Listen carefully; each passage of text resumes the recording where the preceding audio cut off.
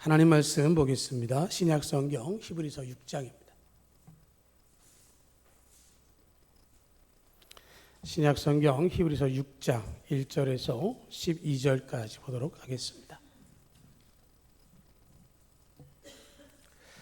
신약 성경 히브리서 6장 1절에서 12절입니다. 그러므로 우리가 그리스도의 도의 초보를 버리고 죽은 행실을 회개함과 하나님께 대한 신앙과 세례들과 안수와 죽은 자의 부활과 영원한 심판에 관한 교훈의 터를 다시 닦지 말고 완전한 대로 나아갈지니라. 하나님께 허락하시면 우리가 이것을 하리라. 한번 빛을 받고 하늘의 은사를 맛보고 성령에 참여한 바 되고 하나님의 선한 말씀과 내세 능력을 맛보고도 타락한 자들은 다시 새롭게 하여 회개하게 할 수 없나니 이는 그들이 하나님의 아들을 다시 십자가에 못 박아 드러내놓고 욕되게 함이라. 땅이 그 위에 자주 내리는 비를 흡수하여 밭 가는 자들이 쓰기 합당한 채소를 내면 하나님께 복을 받고 만일 가시와 엉겅퀴를 내면 버림을 당하고 저주함에 가까워 그 마지막은 불사람이 되리라. 사랑하는 자들아, 우리가 이같이 말하나 너희에게는 이보다 더 좋은 것 곧 구원에 속한 것이 있음을 확신하노라. 하나님 불의하지 아니하사 너희 행위와 그 이름을 위하여 나타낸 사랑으로 이미 성도를 섬긴 것과 이제도 섬기고 있는 것을 잊어버리지 아니하시느니라. 우리가 간절히 원하는 것은 너희 각 사람이 동일한 부지런함을 나타내어 끝까지 소망의 풍성함에 이르러 게으르지 아니하고 믿음과 오래 참음으로 말미암아 약속들을 기업으로 얻는 자들을 본받는 자 되게 하려는 것이니라. 아멘. 사순절 기간이죠. 기아대책에서 사순절 묵상집을 메일로 보내온 게 있는데 거기에는 순교자들에 관한 이야기들이 되어 있습니다. 그래서 여러 순교하신 믿음의 선진들에 관한 이야기를 기록하고 있는데요. 거기에서는 공통적으로 언급하고 있는 게 뭐냐면 순교하신 분들이 순교를 목적하진 않았다라는 것을 강조합니다. 예수님을 따르다 보니까 믿음을 지켜야 됐고 믿음을 지키는 중에 순교를 당하신 일이 발생한 것이고 그래서 우리가 그분의 신앙을 기억하고 기념하게 되어진다라는 것을 이야기하는데요. 오늘 히브리서 6장 1절에서 12절까지의 말씀은 우리에게 굉장히 도전을 주는 그런 말씀이 됩니다. 지난 주간의 뉴스 중에 한 그런 뉴스가 있었습니다. 부당해고에 관한 뉴스였는데요. 어떤 사람이 회사에서 취업이 됐다라고 하는 통보를 받았습니다. 그러면서 다음 주 월요일부터 출근하십시오 라고 소식을 듣고 출근 준비를 하고 있었습니다. 그런데 중간에 문자가 도착했습니다. 다시 검토해 보니 당신은 우리 회사에 정한 조건에 근무 조건에 맞지 않기 때문에 입사할 수 없습니다. 출근하지 않으셔도 됩니다. 라고 문자를 받았습니다.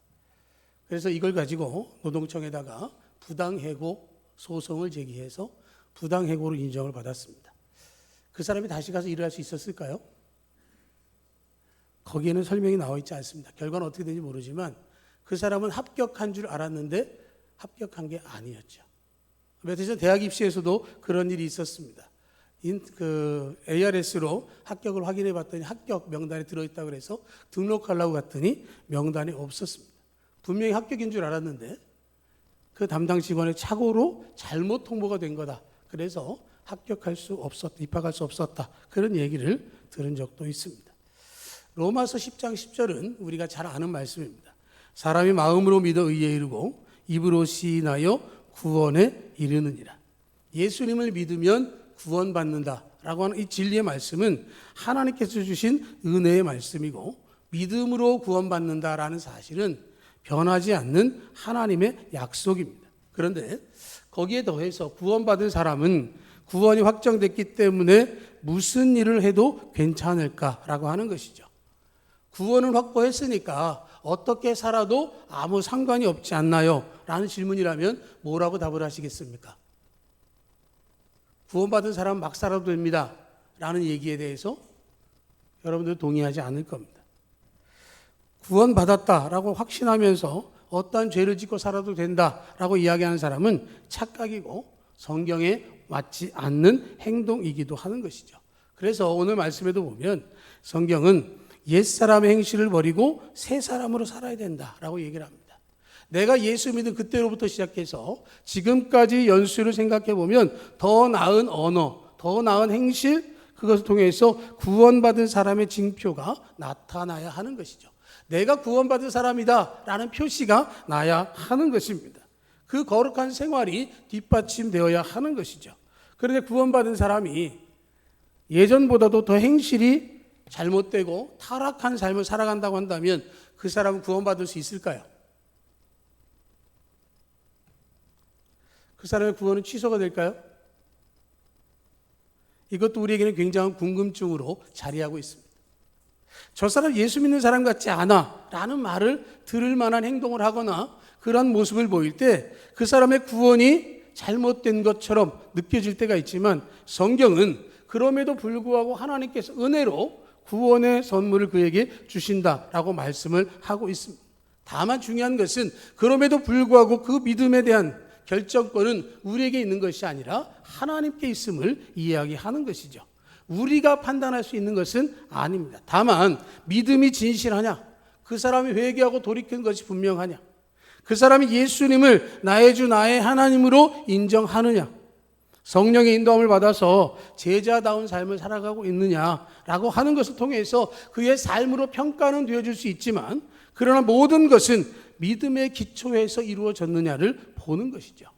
내가 처음 예수를 믿고 구원의 은혜를 떠올리게 되어지면 학창시절과 유사한 것을 알 수 있습니다. 새 학기가 되면 새 책과 새 공책을 준비합니다. 뭔가 이룰 것 같이 출발할 때는 열심을 다하고 밑줄도 쳐가면서 열심히 공부합니다. 그런데 중간고사쯤 되면 그 열심이 점점 시그러지는 거죠. 그래서 오히려 책을 덮고 공부하는 것 같지도 않고 다만 시험 때가 되면 반짝반짝 할 때만 있는 것이죠. 처음은 강하지만 후반에 갈수록 점점 약해지는 모습을 볼 때가 있는 것이 신앙의 모습처럼 된다면 그것은 주님이 원하시는 신앙의 참 모습이 아닌 것이고 믿는 자에게 허락하시는 구원의 은혜의 모습도 아닌 것이죠. 내가 예수를 믿음을 통해서 구원을 시작했다면 구원의 완성을 위해서 믿음의 길을 우리가 걸어야 하는 것이고 성경 안에는 이렇게 해야 된다, 하지 말아야 된다가 나타나 있는 것이죠.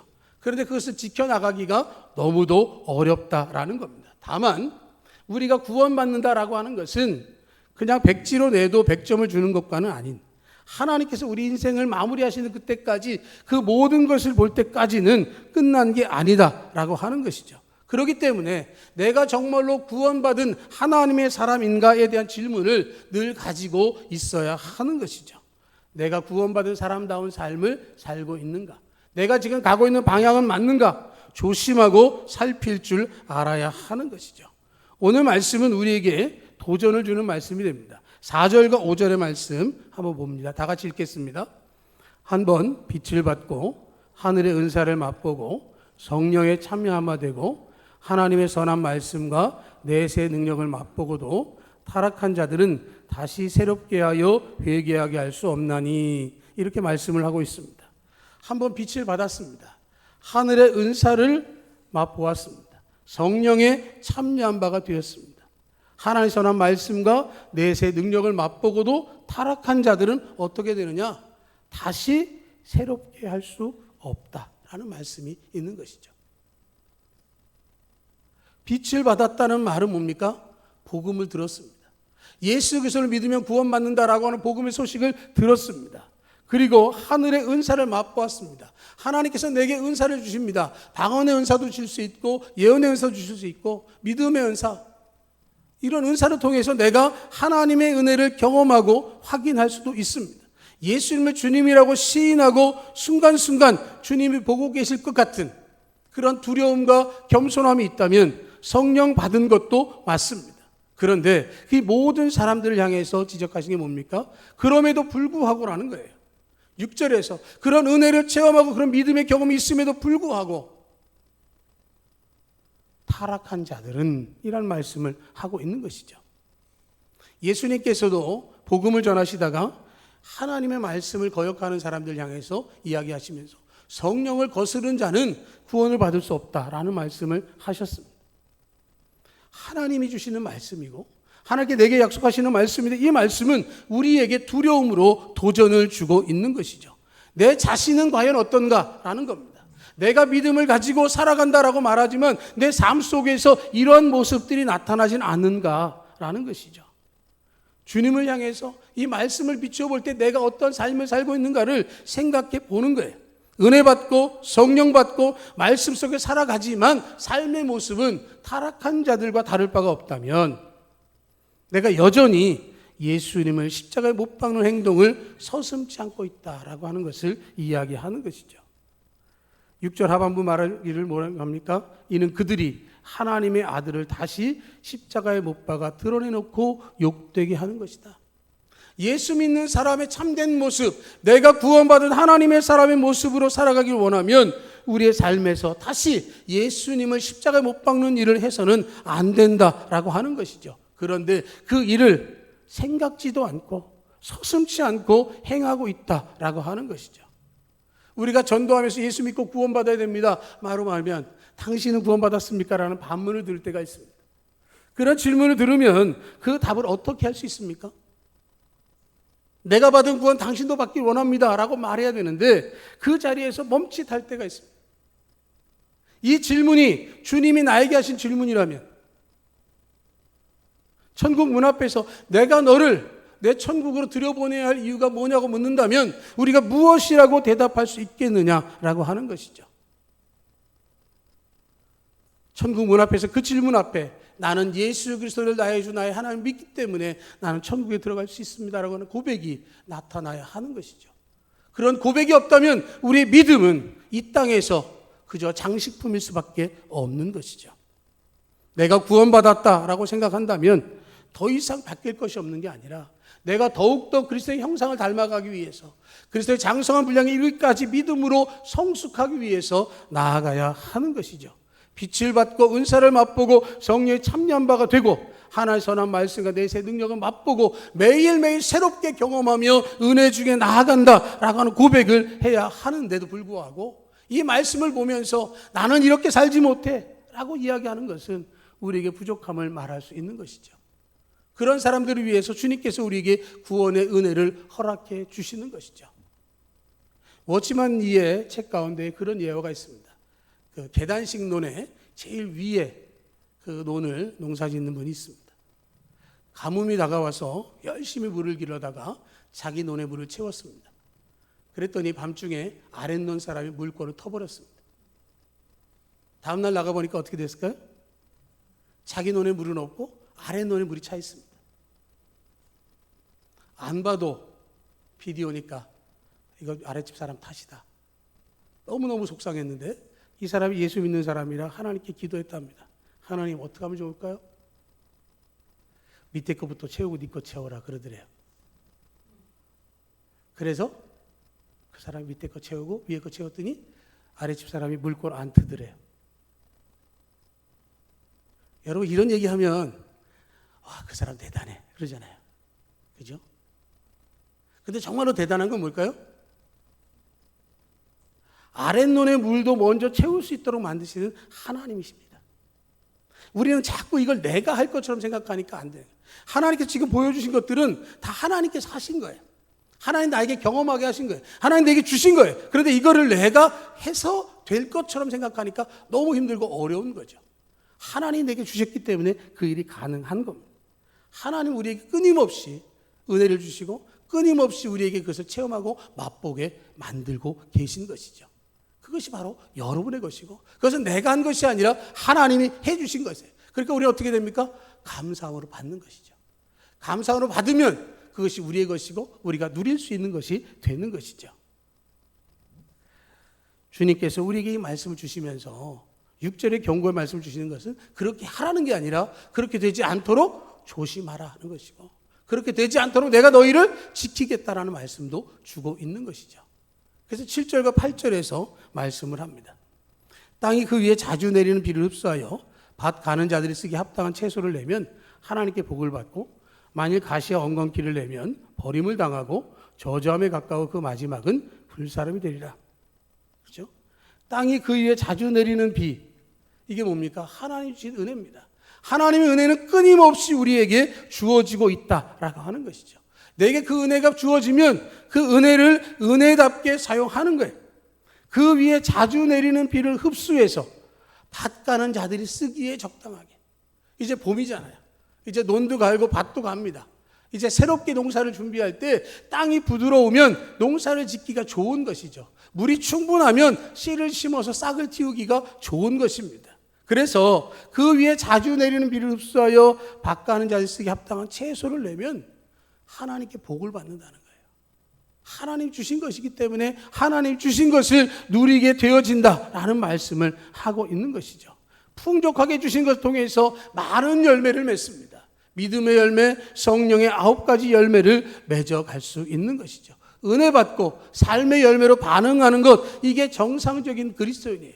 우리가 꿈꾸는 믿음의 삶을 이야기하는 것입니다. 그런데 8절의 말씀은 뭐라고 얘기합니까? 만일 가시와 엉겅퀴를 내면 버림을 당하고 저주함에 가까워 그 마지막은 불사름이 되리라. 똑같이 비가 와요.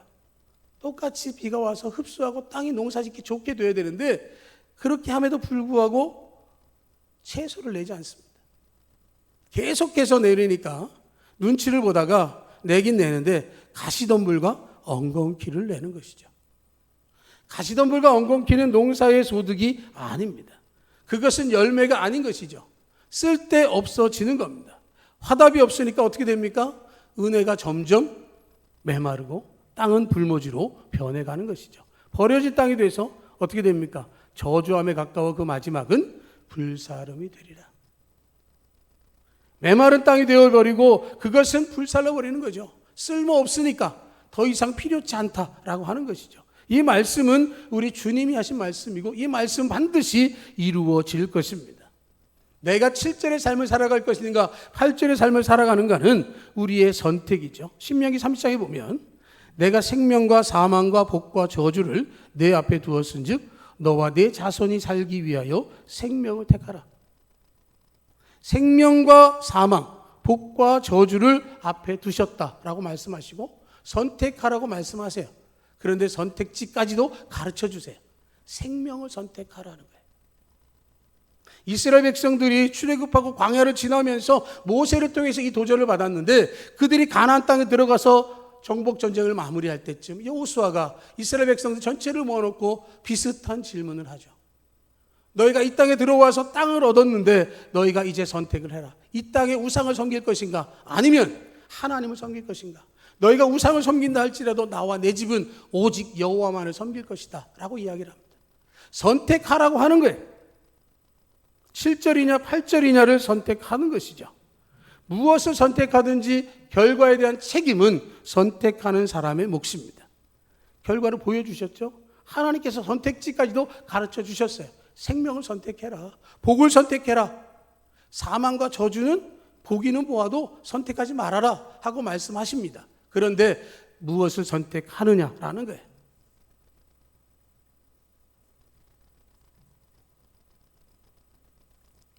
보여주고 뒤섞는 야바이관이 아닙니다. 하나님께서 분명하게 우리의 선택지를 가르쳐 주셨어요. 그럼에도 불구하고 복을 선택하는 사람은 소수입니다. 복을 선택한 사람은 좁은 길로 가고 있습니다. 저주를 선택하는 많은 사람들이 얼마나 가득한지 모르는 것이죠. 주님 볼 때 답답한 거예요. 정답이 빤히 보이는데 다른 걸 선택하는 거예요. 내가 농작물을 내는 게 옳습니까? 가시덤불과 엉겅퀴를 내는 게 옳습니까? 가시덤불과 엉겅퀴를 내는 사람들은 입에 뭐라고 얘기하는지 아세요? 내가 지금 냈잖아요. 가시덤불을 냈잖아요. 엉겅퀴를 냈잖아요. 근데 왜 나한테 은혜를 더 안 주십니까? 라고 이야기를 하는 거예요. 맺어야 할 것을 맺지 못했는데 어떻게 그것에 은혜를 주실 수 있습니까? 아니라고 무책임한 신앙생활에 경종을 주는 것이죠. 우리는 믿는다, 안다, 하나님 필요합니다, 하나님 사랑합니다 라고 말하지만 세상의 가치를 따라갈 때가 많이 있는 것이죠. 이사야 선지자가 말하고 있는 것처럼 성전들을 밟기는 하지만 하나님을 사모하는 게 아니라 사람들의 시선을 두려워해서 거기에 나타나는 것은 기뻐하지 않는다는 말씀을 하고 있는 것이죠. 예수 믿는 사람들은 의인으로 인정받는 것이고 옛사람으로부터 변화되고 새 사람을 입고 정직하고 겸손하고 주님을 사랑하고 소망을 가지고 행복한 삶을 살아가야 하는 것이고 그것이 우리 얼굴로 말로 삶의 태도로 나타나야 하는 것이죠. 잠언 25장에서 이렇게 말씀합니다. 우리가 최종적으로 주님 앞에 섰을 때 시원한 얼음 냉수를 대접하는 것과 같아야 된다. 주님이 애쓰고 수고해서 보았더니 이제 그가 나의 앞에 나왔는데 시원한 얼음 냉수를 제공하는 것과 같이 내 속이 시원케 했다면 주님께서 기뻐하는 것이죠. 주님이 우리에게 자주 내리는 비를 주셨다면 그것을 통해서 풍성한 채소를 합당하게 맺어야 하는 것이죠. 그러기 위해서 우리는 사도 바울의 교훈을 다시금 생각합니다. 사도 바울이 이 땅에서 복음의 열매를 맺기 위해서 열심을 다했습니다. 다른 사도들보다 정말 열심을 다했다고 고백을 합니다. 그런데 그 고백이 뭐라고 얘기를 하냐면 나는 곤고한 사람이고 나는 만석되지 못하여 난 자가 같고 죄인 중에 괴수요 나는 날마다 죽노라 이야기를 합니다. 나는 주님의 십자가 외에 결코 자랑할 게 없다. 나는 주님의 복음을 위해서 열심히 살았지만 그러나 내 자신이 아니라 주님의 은혜로 살았음을 고백하고 있는 것이고 자기 자신이 얼마나 연약한지를 이야기하고 있는 것이고 그렇기 때문에 우리 자신을 주님 앞에 비추며 겸손히 낮출 때 주님은 우리에게 은혜를 허락해 주실 것입니다. 내 자신을 부정하고 겸손하게 나아갈 때 하나님께서 은혜를 허락해 주시고 주님의 십자가를 위하여 맡기고 나아가는 모든 삶에 능력의 손길로 동행해 주시는 것이죠. 서두에서 말씀드린 것처럼 천국에 들어갔는데 아무런 상급도 없는 부끄러운 구원이랄지 혹은 이 땅에서 주의 이름을 부르고 기적을 행하고 귀신도 쫓아냈지만 내가 도무지 너를 알지 못한다는 이름에 들어가 있을지 우리 자신을 생각한다면 우리는 정말로 주님의 은혜를 다시금 떠올려야 할 것이고 이 사순절 기간 동안에 주님의 십자가를 더 깊이 묵상해야 할 줄로 믿습니다. 8절의 말씀은 우리에게 주는 경고라고 말씀을 드렸는데요. 오늘 본문을 통해서 우리의 신앙 가운데 정리할 부분을 한번 다시금 보도록 하겠습니다. 5가지로 보면 첫 번째는 1절의 말씀이죠. 우리에게 뭐라 말씀하냐면 죽은 행실을 회개함과 하나님께 대한 신앙을 가지고 살아라 하고 말씀을 합니다.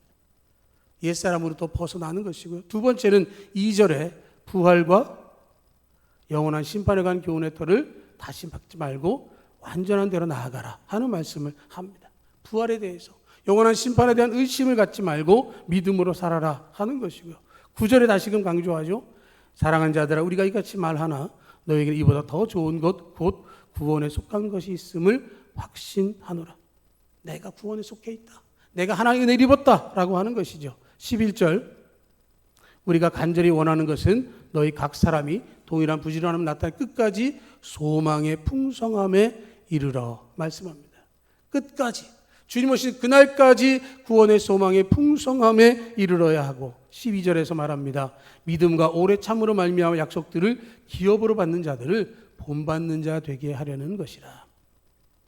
주님의 말씀을 통해서 우리에게 경고의 말씀은 그 경고 때문에 두려워 떨어라 하는 것이 아니라 그럼에도 불구하고 우리에게 원하시는 것이 무엇인지를 이야기하는 것이죠. 옛사람을 벗어버리고 성령을 힘입어서 거룩한 하나님의 사람으로 주님이 오신 그날까지 주님이 오셔서 내가 이 땅에서 믿음 있는 자를 보겠느냐라고 하실 때에 우리의 적은 믿음이라도 주 앞에 드러날 수 있도록 그 믿음으로 살아갈 것을 말씀해 주고 있는 것이죠.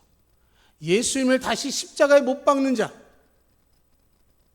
나는 예수님을 십자가에 다시 못 박는 자가 될 것인가? 라고 하는 질문이 주어질 때 나는 그러고 싶지 않습니다. 나는 정말로 주님을 따르고 싶습니다.